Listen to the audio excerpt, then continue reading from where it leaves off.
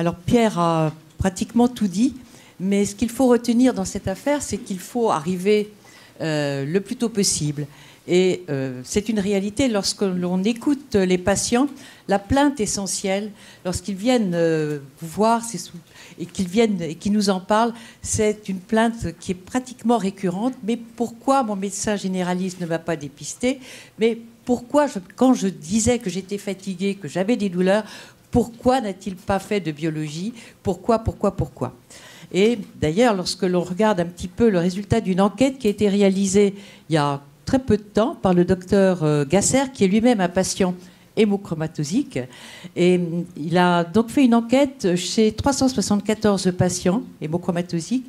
Et il a donc retrouvé que d'une manière tout à fait récurrente, il y avait eu un écart, un retard déclaré entre l'apparition des premiers signes cliniques et le diagnostic.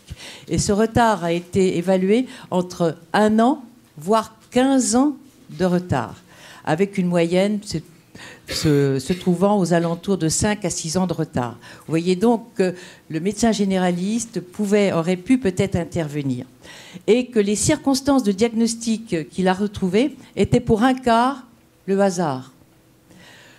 Pour 29%, le patient a été détecté hémochromatosique, mais parce qu'une enquête familiale avait été mise en place. Donc c'était encore un biais de découverte, et que seulement dans 45% des cas, eh bien, il a retrouvé dans les antécédents et dans les plaintes des patients des signes d'appel qui auraient dû normalement éveiller le clinicien.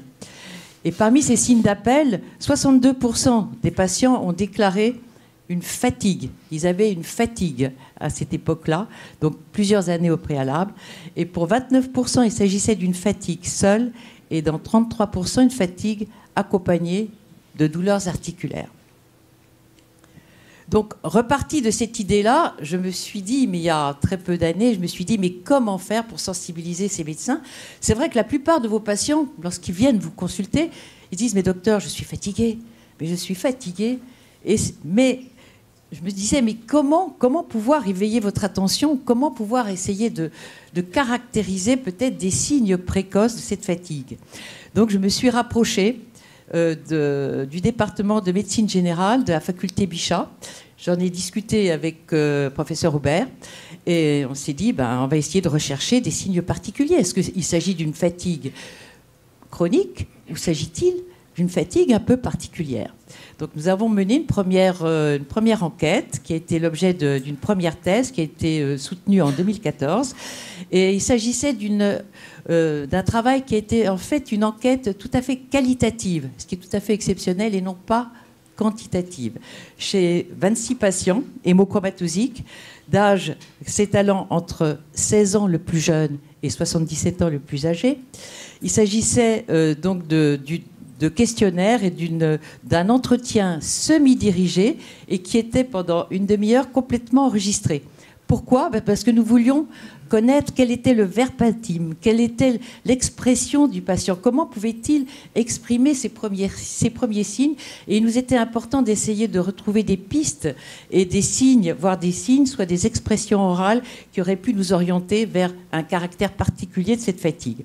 Et puis, au décours de cette première thèse, donc vous voyez que finalement, lorsqu'on a regroupé l'ensemble des propos de ces malades, eh bien, pratiquement tous, nous ont signalé: je suis fatigué, j'étais fatigué, j'avais une fatigue, j'avais une envie formidable de dormir. Le jour, j'avais mal, j'avais des douleurs.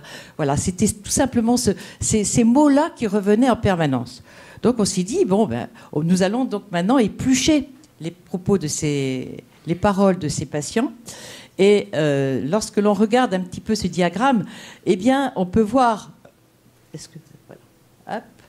Je vais pas le faire. On peut voir que l'expression était très particulière. Si vous voyez... Vas-y. Voilà. À droite. Voilà. Par exemple, ici... il s'exprimait en disant j'avais une fatigue qui allait à la dérive. J'étais fatigué, mais vraiment fatigué. J'avais des coups de barre. Le matin, je me réveillais aussi crevé qu'en m'endormant la veille au soir. J'avais des coups de barre dans la journée. Je me souviens d'un patient qui me disait « Mais moi, j'arrive même plus à suivre les réunions. J'ai envie de m'endormir, j'ai envie de me coucher. Je suis lourde, lourde, je n'ai pas la force de rien. » J'ai des moments de répit aussi dans ma journée. Il y a des moments où ça se passe bien, puis il y a des moments où et c'est pratiquement tous les jours la même chose, au même moment. Le soir, je m'écroulais. L'après-midi, j'étais KO. Et puis j'avais des difficultés au travail. Je n'avais même plus envie d'aller travailler tellement j'étais fatiguée. Donc, c'était, en fait, comme vous le voyez, c'était une fatigue qui était très particulière. Ce n'est pas une fatigue chronique. C'est une fatigue avec des pics d'intensité variables dans la journée et qui se reproduisaient à peu près tous les jours. Certains me disaient, nous ont déclaré, j'étais obligée d'arrêter, je ne pouvais plus conduire, je mettais ma voiture sur le côté. Ce n'est pas du tout le caractère de la fatigue que les patients semblent déclarer lorsqu'ils sont atteints d'un cancer ou d'une hépatite virale. Ces fatigues-là sont chroniques, permanentes. Et ce qui était aussi très, très particulier, c'est que ces moments de fatigue pouvaient durer 1 mois et demi, voire 2 mois, et que par moment, tout s'arrêtait. Ils étaient parfaits, et puis sans signe prodromique, eh bien, hop, l'épisode redémarrait pendant un petit tout. Donc je crois qu'il est important, et je me permets d'insister là-dessus, parce que je crois que lorsque vous avez un patient, et Pierre tout à l'heure a bien parlé de cette fatigue qui est quand même un des premiers signes précurseurs, je crois qu'il est important d'y penser. Je pense qu'il est important d'interroger le malade et de lui faire préciser son type de fatigue. Et je me permettrais presque de dire cette fatigue, elle est pathognomonique. Alors, à la fin d'une 3e thèse qui a donc été établie et qui a permis de comparer la fatigue de 311 patients hémochromatosiques à une cohorte de sujets normaux, eh bien, on s'est permis de se dire, finalement, si on proposait un arbre décisionnel, est-ce que ce serait une aide aux praticiens ?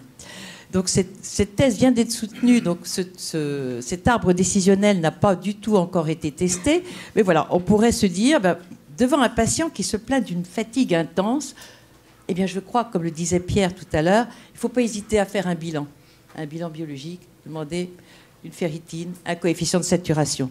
Ce sont des tests, vous savez, qui ne coûtent pas cher du tout. Le coefficient de saturation, c'est environ 5 € et la ferritine, c'est un dosage qui coûte 7 €. Donc ne pas hésiter, ça ne coûte rien. Et voilà. Si le patient ne se plaint pas d'une fatigue intense, mais petite fatigue relative, mais présente des signes de photosensibilité, Pierre les a évoqués tout à l'heure, ou des signes articulaires, là également, ne pas hésiter. Faites un dosage, prescrivez-le. Voilà. Je pense que cet arbre décisionnel va être testé auprès d'une grande cohorte de médecins généralistes et nous allons voir si on peut l'appliquer de façon générale.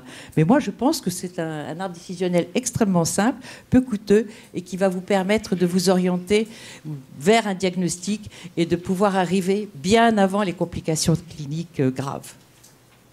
Voilà.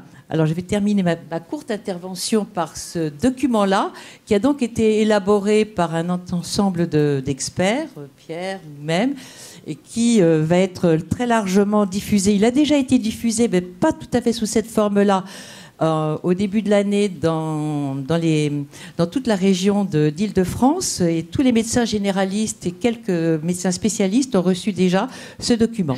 C'est un petit document très simple qui va vous permettre, et vous en avez à votre disposition qui sont là, vous pourrez les prendre à la fin de cet exposé, et qui est une aide, qui est un peu un aide-mémoire de tout ce que vous a dit Pierre tout à l'heure, mais de façon extrêmement simplifiée.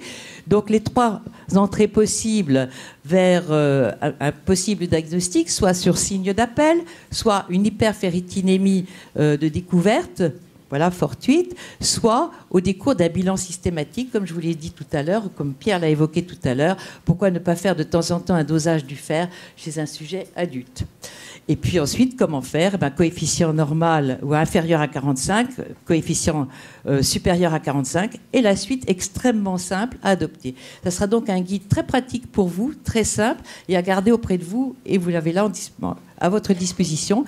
Il sera d'ailleurs largement diffusé au mois de juin lors d'une campagne nationale qui va avoir lieu et qui sera donc diffusée dans l'ensemble de l'Hexagone.